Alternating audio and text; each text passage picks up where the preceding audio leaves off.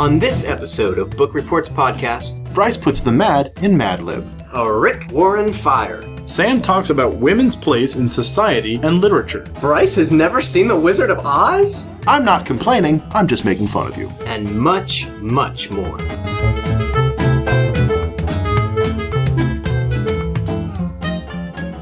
Who's peeking out from under the stairway, calling a name that's lighter than air? Who's reaching out to give me a rainbow? Everyone knows it's Book Reports Podcast. Hey everybody, I'm Bryce, Diener. And I'm Sam. Do you think that counts as a parody, Tyler? I don't think it does. I have wanted to do that one for like 5 months now. Is it Wendy or is it Wendy? I can never remember. Which is it supposed to be in the song? Well, you can sing it at Wendy's, but it is windy. No, you are legally not allowed to sing that at Wendy's anymore. You know what happened last time, Diener. So, Book Reports Podcast is a monthly podcast of highly ordered discussion, lowbrow humor. We take serious books and we don't treat them very seriously. Longtime listeners will remember our longtime friend Jared Dimmick was in episode 3, and we just had a spat after that episode, and we didn't invite him back. We didn't speak to him since. He's found his way into the studio, gotten past our security. Welcome, Jared Dimmick. I know that I'm not wanted, but it is that I am here. I am glad for that. I hope the emotional scars you have healed as well as the physical ones I had after our last podcast. Oh my That's what I goodness. I'm healed. We're moving on. Some of us are ready to move on now. It's great to be back on the podcast. Thanks for asking me back on. Thanks so much for coming along.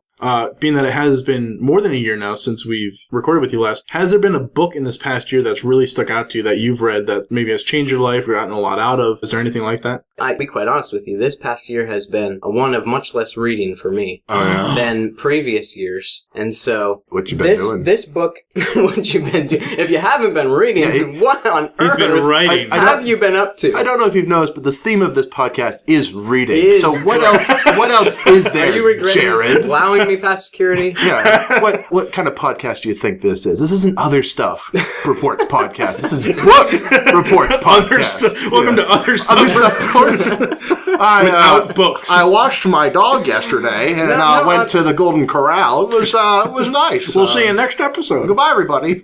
One of you said it. But yeah, writing. I have been writing a little bit more Hey, that was me. Nice. than I have been reading this past year. So kind of changed my focus there a little bit. But I think that you write best when you read best, probably. So I should probably work on it. This book, is one of the ones that's really helped me. When I get to introduce it, I will explain why. Well, that's a little teaser for later. I was going to say, people aren't going to listen to my section now because just be going, what is Jared's book about? I don't care about this Mars Let's stuff. hurry it up, Sam. Let's leave them hanging.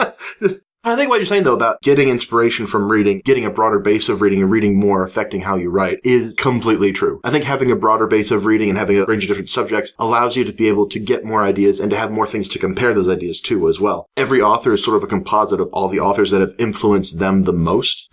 So by having the mix of 5 different authors that nobody else is a mix of, is one thing that really gets your writing to stand out and to change and affect what kind of a message you bring across, too. Interesting. Profound. I'd say the same thing is true, especially in film. Right before this podcast, I was waiting for you guys to show up because I'm on time. I was watching Buster Keaton videos on YouTube, and he's a very famous silent film actor. He was a physical comedian. Yeah. His comedy still stands up. Like, it's hilarious to watch Buster Keaton, and you can watch it on YouTube, and just his physical comedy, and just like, how did he do this? And it's like, he didn't use green screens. He put himself out there in like very physically dangerous situations just to get the joke. Modern day things like emulating him and just trying to be like Buster Keaton and like paying homage to him. Hey, here's the exact same gag that he did, like the barn front falling down. And he happens to be standing in the door frame as it falls, and he's perfectly safe as there's a crushed barn all around him. That happened on Psych, just to give a quick example. Yeah. I mean, it's still being used. Everything has a root in some other form of media that came before it. I mean, it's impossible to do something that's completely original simply because we all exist on this planet. True. We've all existed on a planet where Star Wars exists. So it's really hard for us not to have some sort of influence from Star Wars or whatever it is that you love.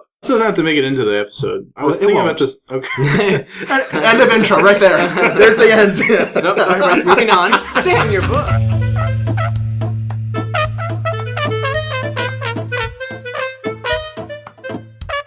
So one thing that I absolutely love is collecting books at library book sales. If I go to a really good library book sale where I can pick up a box of books for about $20, I love to get books from series that I hope to read someday. And I eventually end up with book series where I have book 2, 3, 4, 5, and 6, but never actually get book 1. I have probably 3 or 4 series that are like that I'm just waiting for book 1 to show up at a library book sale. One series that I have been doing this for a while now was the John Carter of Mars series by Edgar Rice Burroughs. Finally, this past year, number 1 showed up. So I was able to begin... Hold on, let the audience have time to gasp. Oh, I'm sorry, you're right. Themselves. We'll count to 3. Have you regained consciousness yet? 2, 3. And continue. I was finally able to begin. The first book is A Princess of Mars. There are 11 books in the series, and for such a long time, I had 2, 3, 4, 5, 6, 7, and 11. But now, I can at least begin. I'm not going to be able to finish, but it's been about a week and a half since I started reading this book, and I'm on book 5 of this series now. It's really, really good. The books aren't very long. They're really fun. They're full of adventure, and I just loved them. So, Princess of Mars was written in 1911 or so like that. It was serialized in 1912, and this is one of those series that, as you read it, you can just tell it has had so much influence. If it takes place on another planet, you can thank John Carter of Mars for it existing. It is definitely one of the books that directly influenced Star Wars. It has directly influenced so many science fiction writers and fantasy authors and filmmakers. His sidekick is named Blue Chaka, so I mean, it's kind of instead of Chewbacca. It's okay. Blue Chaka. Please keep talking. It's okay. Let me rock it. That's all I want to do. Blue Chocolate. Let me rock it. That's all I want to do. You know what's pretty fascinating about what you just said, just to jump in real quick? Like, we look at Star Wars in our era, right, as something that we pull so much from. I've seen so many B movies that are like, you knew that the producer or, the director, all they were about was, I love Star Wars as a kid. And like, they just wanted to make another Star Wars film. And they tried, and A for effort. Weren't you in one of those? I was just about to mention that. I actually made it. It's funny because, we look to that, but even Star Wars, even George Lucas had places from where he pulled inspiration. And so your book being one of those, it sounds like that's pretty cool. Some of the greatest works of our time, even those creators drew their inspiration from something else. And even this, in my opinion, is also drawing from somewhere else. As I read these books, I keep getting reminded of the Wizard of Oz series. And it'll make sense as I talk about the book later on, but you can really draw a line from Wizard of Oz to John Carter to Flash Gordon to Star Wars, and from Star Wars to just about everything. Wizard of Oz as the book, right? And then it was like, was it a movie in the 1930s? It became a movie in, I think, 1939, I think. Okay. It was made into a movie. A very good movie. One of the very first films with I've never actually full seen color. It. Really? Yeah, I've never... Bryce. I watched the first 10 minutes, like, it's not colorized, I'm out of here. You just should have stuck around for the brick road scene. You would have made it. It's so parodied so often in modern film. I could probably piece together the entire movie having never seen it. Please do so now. Okay, so there's a girl named Dorothy, and she shows up in black and white, and it's Oz. And she doesn't know it's Oz, but she'll find out. And then she woke up, and it was Kansas, which is somehow worse. Well, carry on, my wayward son. So, the beginning of The Princess of Mars, John Carter is a soldier in the Civil War. He was on the Confederacy side. They lost. He goes out mining for gold, and while he's mining for gold, he gets attacked by the Apaches. As he runs away from the Apaches, he hides in a cave. While he's in the cave, he is suddenly completely paralyzed, and his body is shot all the way to Mars all of a sudden through mysterious circumstance that isn't explained in the book. After arriving on Mars, he discovers that because Mars' gravity is 38% of Earth's, he is basically a superhuman being. And he can quit Jenny Craig. He's finally lost those pounds. Good for him. Because if there's one thing the South had right after the Civil War, it was fat people. I'm picturing, like, Confederate soldiers in, like, tattered uniforms just shoveling biscuits and gravy. How many points of Weight Watchers do you think this is, Colonel? Can I borrow some off of you? I've been pretty good this week. I think I'll have a second helping of brownie. Don't tell Jenny. I sure won't. These Slim Fast shakes are pretty good if you put enough chocolate syrup into them.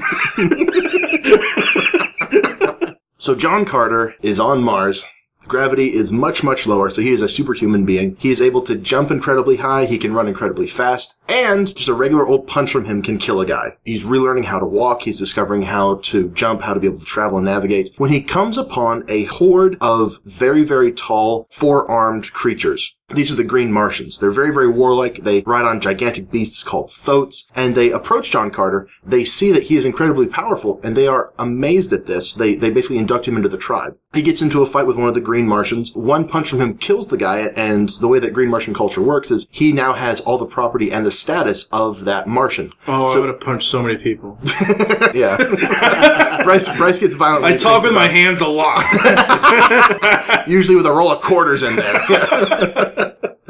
I love the Green Martians. They're just so cool looking. Their culture has absolutely no peace, love, or friendship. It's like been bred out of them. And this begins the first time that John Carter of Mars is an amazing white man who shows up in these different cultures and introduces them to the concept of friendship. Or, Can I ask, yes. Since you're in a spot, this is 1911. I am in a spot. Thank you for noticing. It's going hard. You're in a bit of a spot. You're in a bit of a pickle. It's really getting tough. No pun. I didn't even read this book. You saw through my ruse immediately. Wikipedia has been really good to me. Being that this was 1911, 1912 that this was published, how much did they actually know about Mars? Like, the author knew that gravity would be different. We didn't even discover Pluto until, like, the 1950s. 30s. So, I mean, there's still planets being discovered at this point. Pluto, it's a planet in our hearts, okay? Demoted. Pluto is a planet on the inside, where it counts. Yeah. So, Neil deGrasse Tyson, please don't write us an angry letter. Not again.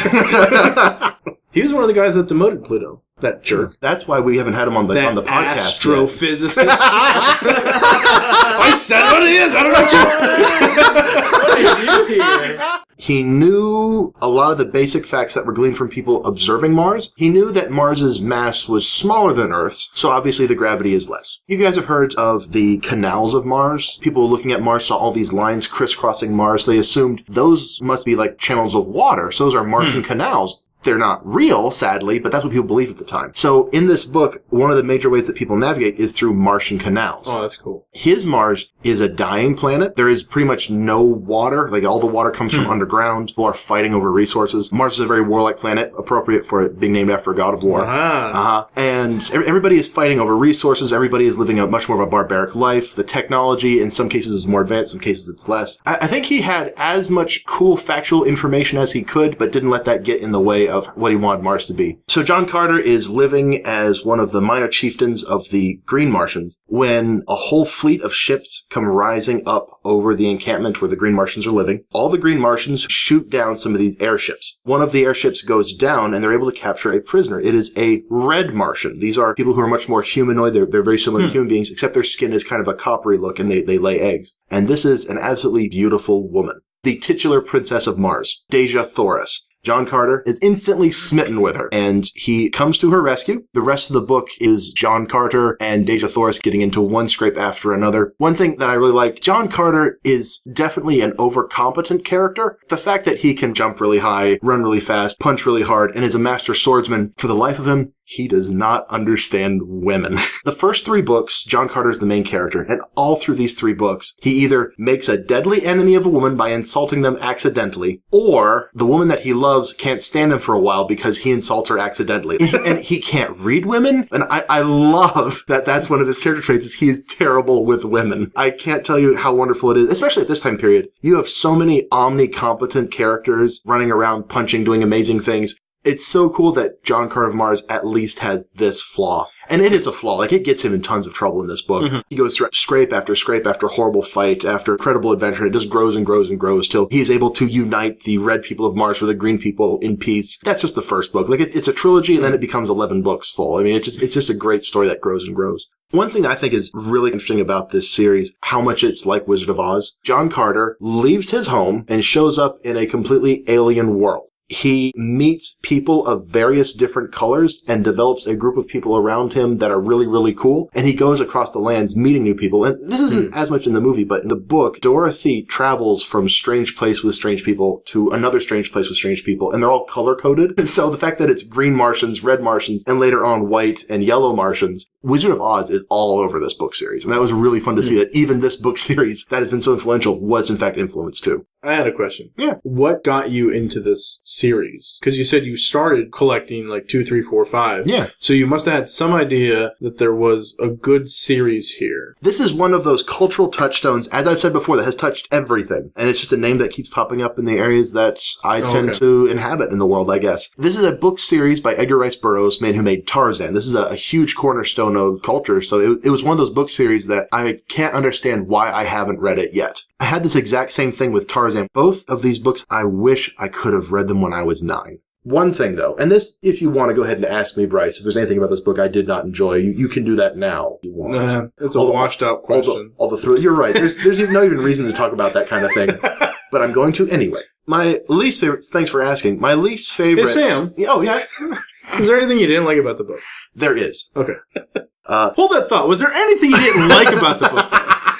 The Red Princess, Dejah Thoris, really is just a damsel in distress. She has great courage, and she has a real great deal of spunk, and she's willing to speak her mind, but she never gets a chance to do any real action or able to fight or anything like that. Everybody on Mars should be able to fight pretty well. It's a very warlike planet, but the women of Mars aren't expected to fight that much, but they can if they have to. They say this repeatedly throughout the series, but she never gets to fight anything. She never gets to have an action sequence. She is able to have great courage, but as long as John Carter of Mars can rescue her, she will do nothing to help herself. And Looking at you, Princess Peach. Yes, indeed. Dejah Thoris is in another part of the castle. And that's exactly what it is. She is just a damsel in distress. When she has dialogue, she's interesting. All interactions with John Carter are fun and cool, but whenever there is an action sequence, she doesn't get to do a darn thing. And this gets better, though, as you get further in the book series. In book 2, she doesn't really get any action either, but you get a female character, my personal favorite character in this series, Thuvia, who is awesome. She doesn't get to fight anything either, though, but she has the coolest superpower ever in the whole series. Because she is of royalty and has a commanding voice, she can command the scariest monster on Mars, the Banth, which is basically a gigantic lion with a ridiculously big mouth and extra legs, to do whatever she wants. And at one point in the book, she has 50 Banths. But she was able to command the Banths before she was rescued, but she never did it for some reason until John Carter shows up and saves her. There's a progression of that where the girl gets to have a little bit of cool stuff she can do, but she still has to wait for John Carter. Then in the next book, Thuvia gets a little bit cooler and she's able to help John Carter more actively. Then the book afterwards, she's almost a protagonist. She's almost one of the main characters, except she's kidnapped in the very first part of the book and, still has to be rescued by somebody else. I'm currently in the 5th book, which has John Carter's daughter. Oh, what's her name?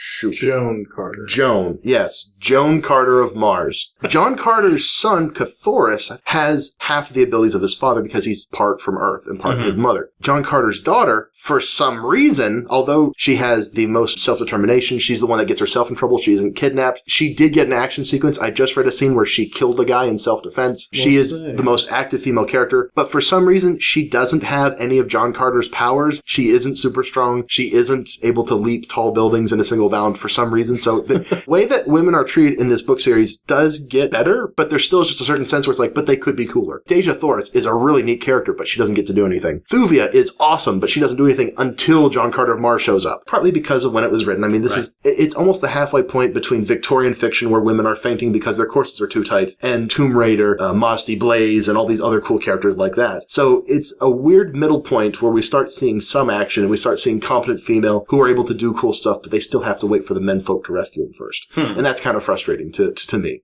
I forgot. I was going to make a joke about my book. I was going to say that the second book in this series is called Welcome Back, Carter. And he comes back to teach high school.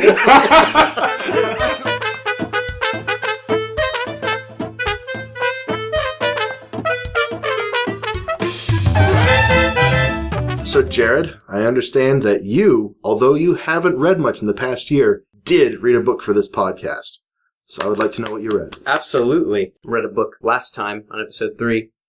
Haven't read one since? Oh, okay. Okay, just checking. And no, the direction I was going with that was the fact that book was written by Marine in the Marine Corps. And so the tone of the book was very much that. So this time, the book that I read kind of is on the flip side, where the author, she's a comedian. Her name is Margaret Lightman, and the book is entitled Long Story Short, The Only Storytelling Guide You'll Ever Need. But I usually read books that are about like self-improvement, something that helps me to get better. So when I read it, there's like a takeaway. Whenever I'm going for a book, it's usually something that I can pull from it and make myself better as a result of the read. This one was definitely that. And Bryce, you asked earlier, have you read a book this past year that's really affected you or changed your life in a way? And these books usually are the ones that do that. You know, the ones that I'm able to pull from. And after I've read, I'm able to actually do something different than maybe that I did before. My eyes are open to a new awareness, maybe something that I never saw before. When I read, if I'm able to actually take something out of the book and make my life better as a result of that, or to achieve something that I wasn't able to achieve before, the book then helping me to do that, I seem to engage with it more. I seem to engage with the text more. I seem to be drawn to the book more frequently, and I'll actually sit down with it more often. So you need a sense of greater purpose to draw you into a book. Do you read books that would, I don't want to say frivolous, but books that don't really have that sense of empowerment to them? For leisure and enjoyment, maybe more so. That's what I view fiction as. Okay. You know, I'm going to sit down to enjoy this. You know, I'm going to sit down. And I'm not going to get anything out of it. Other than the experience of actually sitting there to enjoy it and to read it and to just have fun. To hear a story that someone else thought up, that's something that I would have never thought of before, or characters that I could have never dreamed up or envisioned. It's a bit different than, okay, what can I do as a result of having read this book? That does keep me out of literature a bit more than it does put me into something like this. Sure. Yeah. Did you say this was funny? Like it was a the tone of it was, yes. Okay. Can I ask, have you read We're never getting to your book. I think we're just covering because you didn't actually read it. It's okay. We're helping you out. Yeah. To also not get to your book, have you read a self-help or self-improvement book that hasn't helped or improved you? Oh, that's a great question. You and I have read like books that we enjoy, like genres, but it was like, this is a terrible book of the genre. Yeah, a bad example of a genre book. Well, I can definitely say that there definitely have been books where I've gone to them for like, this sounds like a great read because what little bit I know about it, that I will end up better. I sit down to read it and it's just terrible. He's talking about purpose-driven life, folks. That's all there is to it. I'm sure we've all read it. You know, funny story about Rick Warren, actually. Friend of mine, I was talking about building a rip-roaring fire. The only thing that they could draw context to that was the fact that maybe I had said Rick Warren. And they were so stumped as to what in the world. So basically the premise of this book that Margaret wrote is she's a storyteller.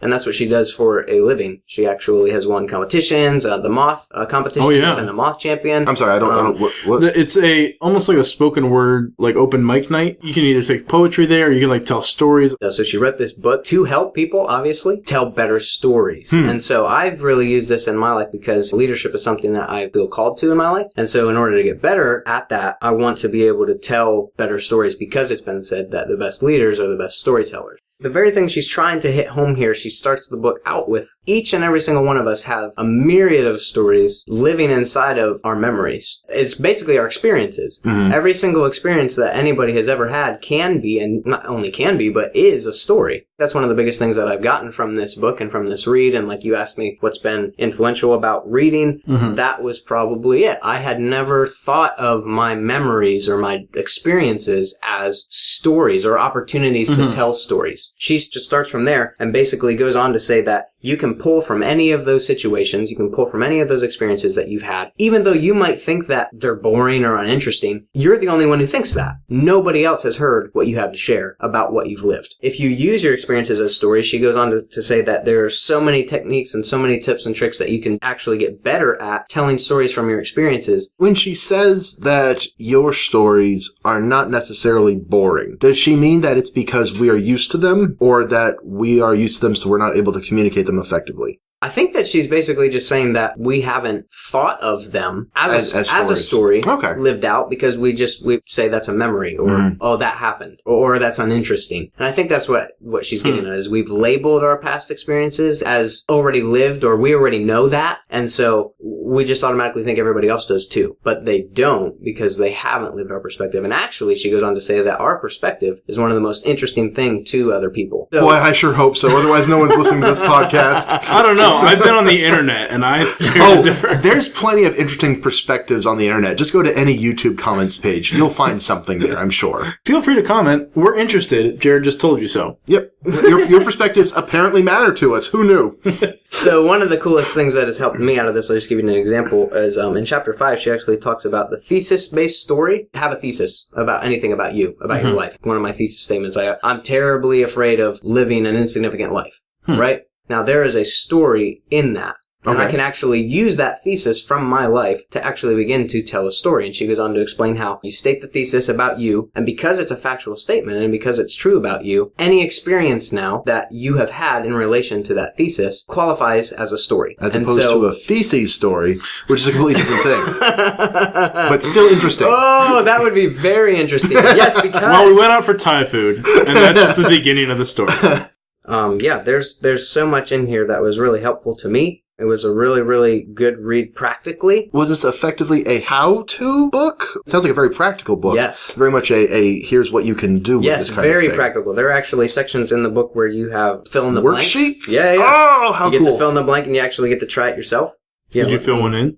Yes. Can we hear something? See, I'm one of those people, I won't write in a book. I don't write in a book. Really? That would just See, bother me. I am the opposite. I dog-ear I know my you do. books. I don't use bookmarkers. I want my books to know they've been read. Used and abused. Yes. I get used books, and I love it when people have written stuff in them. One of the books I'm reading from this series right now, the John Carter Mars series, somebody went through and marked whenever there was an error in the text, and they'll circle the number page too. Gotten such a kick out of that. I will say, when I do get a used book, those are my favorite used books. Yeah, It's like, yeah. As long as it's not like overly like someone's drawn crayon all over page 32. Dr. Brooks. But it's like you can definitely tell this person dog-eared page 30. He didn't Yeah. get past this far. I wonder what happened on this page. That's funny because I won't write in books either. I will actually write on a notebook or a separate piece of okay. paper so that the book stays perfect. Yeah. And hopefully how I got it and hopefully how it will stay.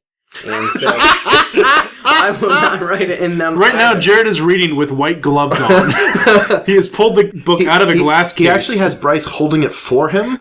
There's a lot of lecterns in the Dimmick household.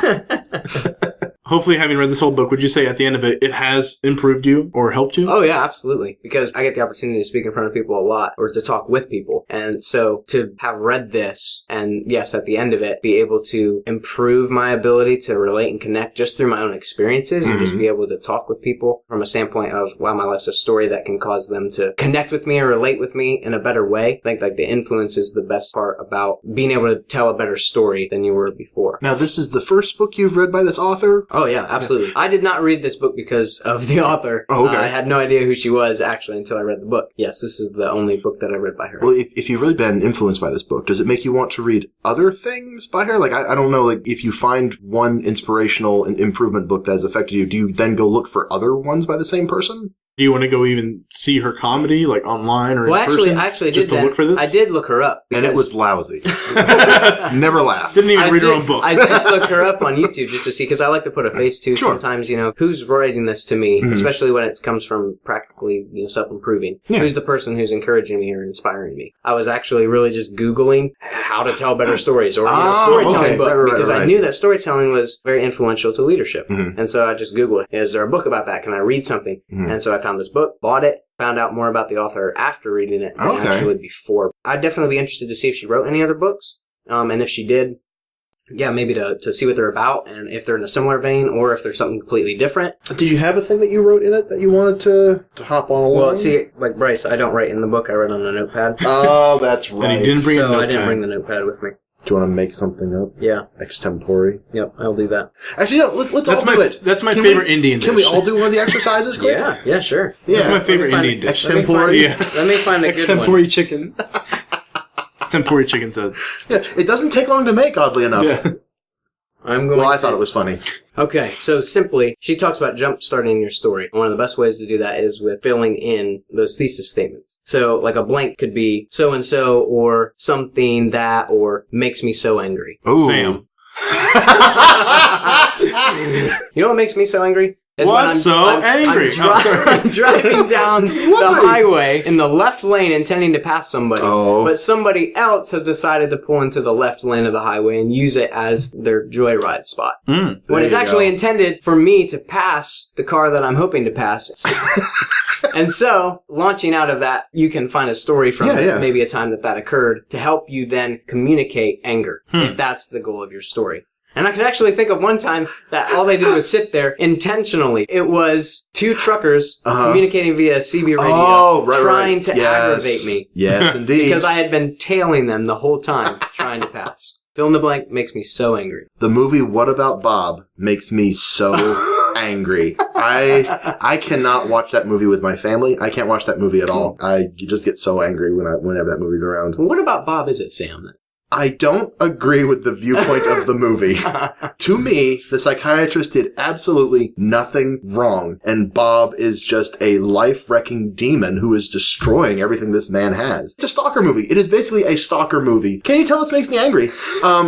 This stalker comes along, wins over this man's family, turns his family against him, and wrecks his vacation, destroys his house. I mean, there is absolutely nothing about this movie, to me, that is likable. Bill Murray is wonderful, but this movie, and it's implied, this is not the first psychiatrist whose life he's destroyed, by the way. His original psychiatrist refers him over. He is ecstatic and relieved to finally be relieved of the character Bob. I mean, just imagine what Bob did to him before then. I mean, I hate that movie. I just get angry. I found a good one. I think we can turn it into a Mad Lib. Oh, go for it. So I need a verb.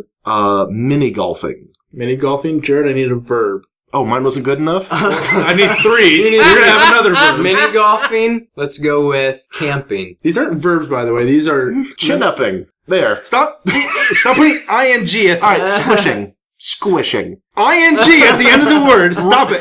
Oh, you want Happily. past tense? Run. Happily. Yes, green. Give me an active... Green. Green is an adjective. Wisconsin.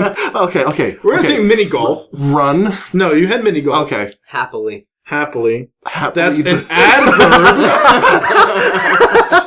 What makes Bryce angry? Jared and Sam. Parts of speech. Put in Sam and Jared don't know parts of speech. Bryce puts the mad in Mad Libs. I need an action. Jumps. Give me a verb. Headbutt. Okay. I'm the type of guy/girl who will mini golf, but I never jump, but I'll always headbutt. Hilarious. Boy, it was like pulling teeth to get there. It was worth it.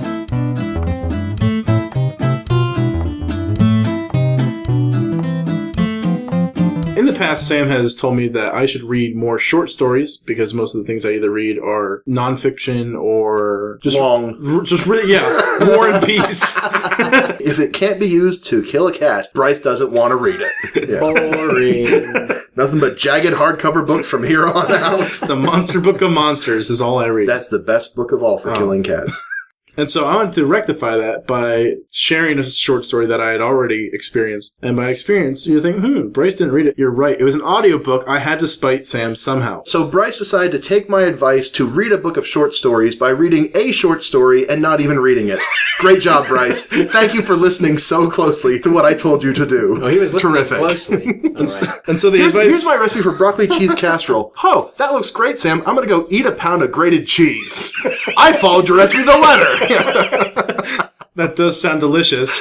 I'm not complaining. I'm just making fun of you. Booker Boys Podcast. I'm just making fun of you. That could be the review for We have to send that to every author. So the book that I chose was Of Mice and Men by John Steinbeck. It comes from a Robert Burns poem. The best laid plans of mice and men often go awry. And so John Steinbeck's story is about nothing like that in the end. Yes, everything is happy and it works out for the protagonists. Sure, that's how that story goes. Yeah. It follows two individuals, Lenny and George. Lenny is the simple-minded kind of guy. Like, I picture him like a big, muscular grunt, but he's like very simple-minded. He enjoys soft things like his friend George, who's like kind of like the mastermind. What? What you just said was he enjoys soft things like his friend George. That's a good, yeah. George, I love your head, Quit doing that! George! Lenny, get off of me! Curious, George. You feel just like one of the rabbits, George. Curious. Lenny enjoys soft things like mice. At the beginning, when we first get introduced to them, George, his companion's like, what is that in your pocket? He's like, it's just a mouse. I found it. He takes the dead mouse and throws it in the woods. Like, oh, George, you didn't have to do that. I was only going to pet it. Lenny and George have this idea that they're going to strike it rich and they're going to have their own farm one day. And Lenny's like, yeah, and then we'll raise rabbits too, right, George? And George is like, yeah, we'll have rabbits too. He's like, and I'm going to pet them, and I'm going to tend to them, I'm going to treat them good. And so they come to this farm where they are tasked with moving crops around, like, I don't know if it's hay, but like kind of like baling hay or baling cotton. They get to live in the bunkhouse with everybody, and so they get to know people. And there's an old guy named Candy, and he's like hears about the plans. Like, I want to be a part of this too. And so it's this idea, like, you know, these Plan? Yeah. Schemes? The best laid plans often go awry. I thought you said it had nothing to do with the books. All of a sudden, the story makes total sense now. And so there's this idea that there's something that we can look forward to, this light at the end of the tunnel almost. It almost attracts other people out of the darkness, because Candy wasn't a part of their original plan. The way I came about knowing about this was because of the show Lost. Okay. It was way back in the last season of Lost. I think it's season 6 is the last season of Lost. The antagonist, I can't think of it. Making it spoiler-free by not remembering people's names. Yes. Good idea. And it wasn't even Lost, everybody. It was a different show. It was Monk. Seinfeld. Remember that famous Of Mice and Men quote from Seinfeld? I want to pet the rabbits, Jerry. And there's this quote that they shared in the episode of Lost. I was like, wow, that's such a impactful quote. And so I went to look it up, and then I think that was the trail of, what got me to it. And I have it here. And it was by the character Crooks. And he was the only African-American on the entire farm. What they would do at night is they'd play cards in his room, but they would kick him out because he was black. Mm. And so he's talking to Lenny, the simpleton, because Lenny's not allowed to play either. I'm sure George is not letting that happen for good reason. Yeah. Yeah. He'd lose any money he had. And all the dead rats, too. I see your $5 bill. I raise you this rabbit. It's dead. Full house.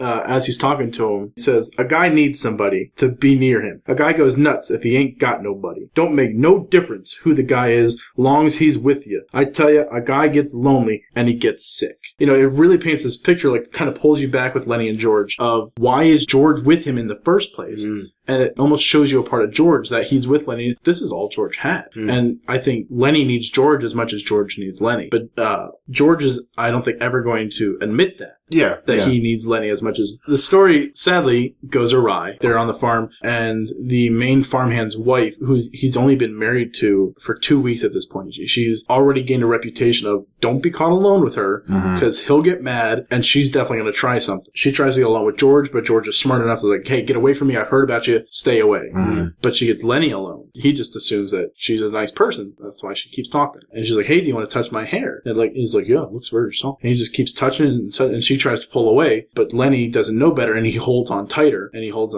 and all of a sudden her neck's broken, and she stopped breathing, and Lenny's killed this lady. Oh. And so George finds out first. He's like, okay, let's bury her in the hay a bit. Let's go meet by the creek a few miles down the road, and I'll meet you there. Lenny's feeling bad for what he did because he didn't mean to do anything wrong. We get to the end of the story, and George has to pull out a pistol, and he shoots Lenny because at the end of it, even though he relied on Lenny, they find the body, the manhunt for him. Right, he has to give up his dream with Lenny in order to follow his own dream. Because to follow his own dream, I think of not being caught up with Lenny. I disagree on the ending then greatly. Okay, he killed Lenny to save Lenny. What those guys would have done to Lenny had they caught up to him? I think they would have done the same thing to Lenny, though. How does he kill him? He shoots him in the back of the head without... As nicely as he can. And they're talking about the farm. So he gives Lenny as gentle a passing as he can, which is not what Lenny would have gotten at the hands of all those guys. That was a posse that were going to hang Lenny. George saves Lenny from a terrible death by giving him effectively a mercy killing. He kills his dream of being with Lenny and taking care of Lenny and relying on Lenny. But still, though, I'd say he could have tried to run away. He could have tried to take Lenny out of there, and they could have tried to go after their dream of having their own land. George saw the light at the end of the tunnel, and he wasn't going to allow Lenny to hold him back anymore. Can we see the very last bit of the book here, Bryce? Because I got to say, I disagree very heartily. It's audio format, and it's not on here. It's in the public domain. We'll be fine. Oh, no, the facts. They're always coming to get me. Oh, not again. Fact checker. Book Reports Podcast presents Masterpiece Theater. George is trying to find Lenny before the other guys do. Lenny said, I thought you was mad at me, George. No, said George. No, Lenny, I ain't mad, and I never been mad, and I ain't now. That's a thing I want you to know. The voices came close now. George raised the gun and listened to the voices. Lenny begged, let's do it now. Let's get that place now. Sure, right now. We gotta. And George raised the gun and steadied it, and he brought the muzzle of it close to the back of Lenny's head. The hand shook violently, but his face set and his hand steadied. He pulled the trigger. The crash of the shot rolled up the hills and rolled down again. Lenny jarred and then settled slowly forward to the sand, and he lay without quivering. George shivered and looked at the gun, and then he threw it from him, back up on the bank near the pile of old ashes. The brush seemed filled with cries and with the sound of running feet. Slim's voice shouted, George! Where are you, George? But George sat stiffly on the bank and looked at his right hand that had thrown the gun away. The group burst into the clearing, and Curly was ahead. He's hearing the voices get closer. Right. He knows what they're about to do. They're about to get caught. And he decides, instead of letting Lenny fall in the hands of these guys to be trussed up, hung, insulted, beaten. Mm-hmm. So it was kind of like a last resort. Effectively, yeah. I think he wanted to give his friend He was going to try to get away, death. like you were saying, I think, maybe. Right. That was his first and best choice. Right. I think you and I both agree that if he was going to kill him, he picked a better way of letting him die. I think George just gave up on his dream. He's not going to go get that farm with Lenny. He gave that up to give Lenny a gentler death. And I think it goes back to Crooks's quote of, if you're by yourself, you can kind of go nuts.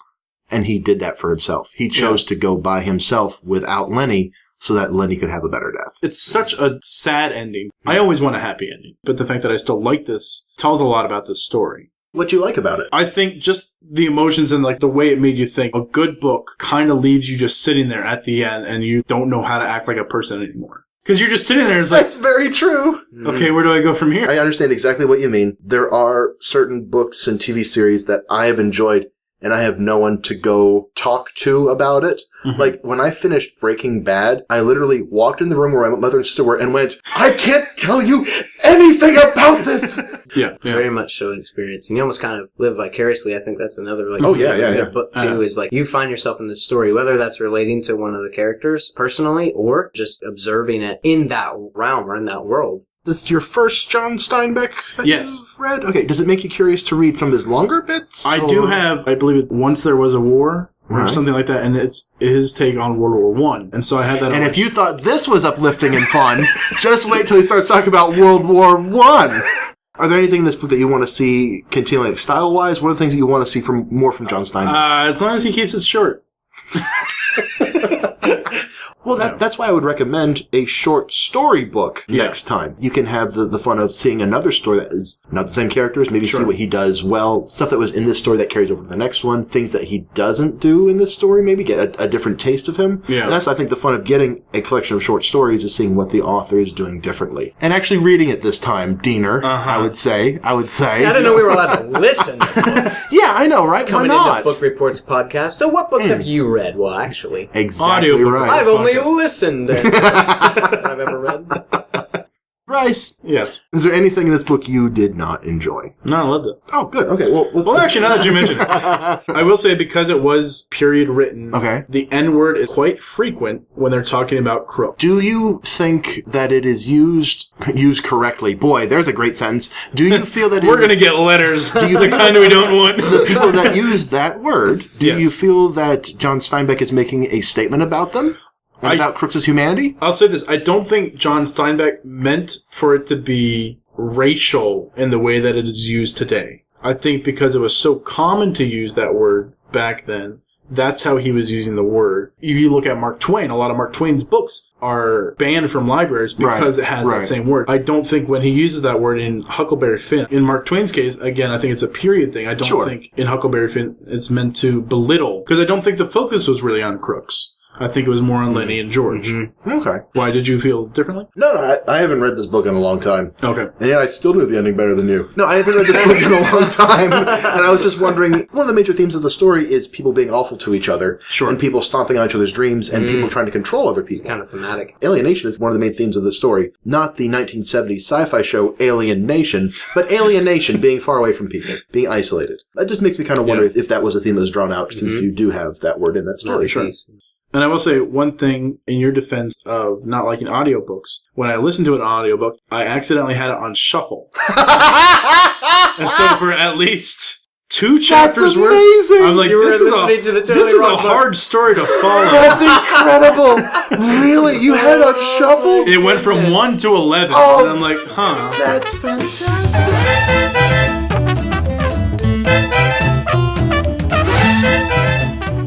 Well, that should do it for this fantastically exciting and oddly poignant ethics-driven episode of Book Reports Podcast. I'd like to know, Jared, is there any place people can find you online? Because they clearly have not had enough of you yet. Yeah, if you want to, go ahead and look me up on Facebook. It's just my full name, Jared Dimmick. You can find me on Instagram there as well. I'm also traveling quite a bit as of late, and so I'm going to try to turn those into projects, those travels, and turn them into visual experiences for people. So that'll be on my YouTube channel. My YouTube channel is actually Jared Colby. Not my full name, it's my middle name, like Colby Cheese. So the police can't find you. All right. The dairy police. My alias. Yeah. If you want to go ahead and follow me there, that would be awesome. And I know it helps to put a face to the audio, or, if you're reading a book, it helps to put a face to whoever's writing it. So go ahead and do that. Look me up. That'd be great. For myself, it doesn't help. Don't look at me. Now, I understand you are also in the same worship band as Akeem Clark, who we had on our last episode. Yes, you're absolutely correct. Yeah, Here Below, doing great things. So if you want to go check that out as well, it'd be really cool to have you follow. If you think, man, I hate Jared talking, but I love to hear him sing, that's where you want to go. If you thought these pipes sounded good without notes, just you wait. Just you wait. Thanks very much for joining us, Jared. It was great having you on the show again. That was fantastic. Thanks very much. Yeah, thanks for having me again. It was fantastic. Now, if you would like more of us without Jared, you can find us on YouTube, where Book Reports Podcast. You can find us on Facebook. Fun fact, listeners, my birthday is this month. And if I could have one thing for my birthday, it would be to kiss Barbara Rhodes full on the mouth. If I could have two things, it'd be the kiss from Barbara Rhodes, and I would like our Facebook likes to go from 89 to 90. We've been on 89 likes for about 4 months now. And I know humanity, if there's one thing we like, it's big, round numbers. So, I want to go from 89 to 90 likes. So, let's get those likes going. Or more, like if you see 91, yes. Don't unlike it. Let's keep rounding up here, folks. Let's not round down. 89 likes really makes Sam mad. Which I noticed, you can invite your friends to like the page. Invite all your friends, everyone you've ever met on Facebook. You'll get like half of them. We'll appreciate it. And if you would like to get into contact with us and ask us a question, or if you're Barbara Rhodes and would like a kiss, you can contact us at bookreportspodcast@gmail.com. My blog can be found at Skullduggery in the Smoke at...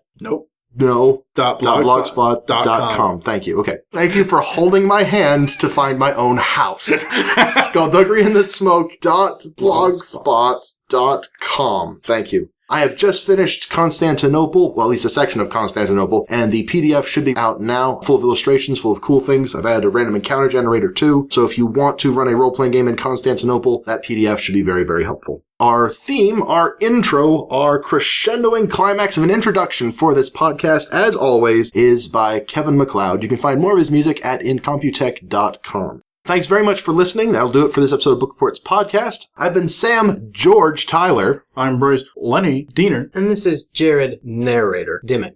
Thanks very much for listening to us. Have a great month.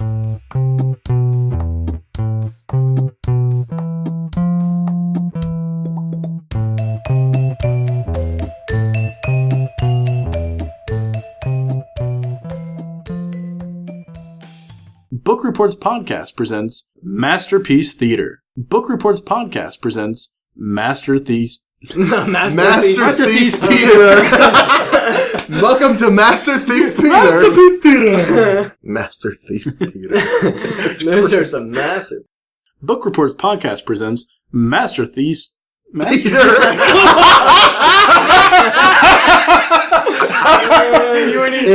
Masterpiece. Masterpiece Theater. Right. Masterpiece Theater. There we go. Book Reports Podcast presents Masterpiece. Masterpiece. That's the past tense of masterpiece. It's masterpiece. I can't say it. You just got masterpiece, sucker. What's the word? Masterpiece. It's not a word to me anymore. Masterpiece Theater. Masterpiece. Book Reports Podcast presents Masterpiece Theater. And one more. Oh my.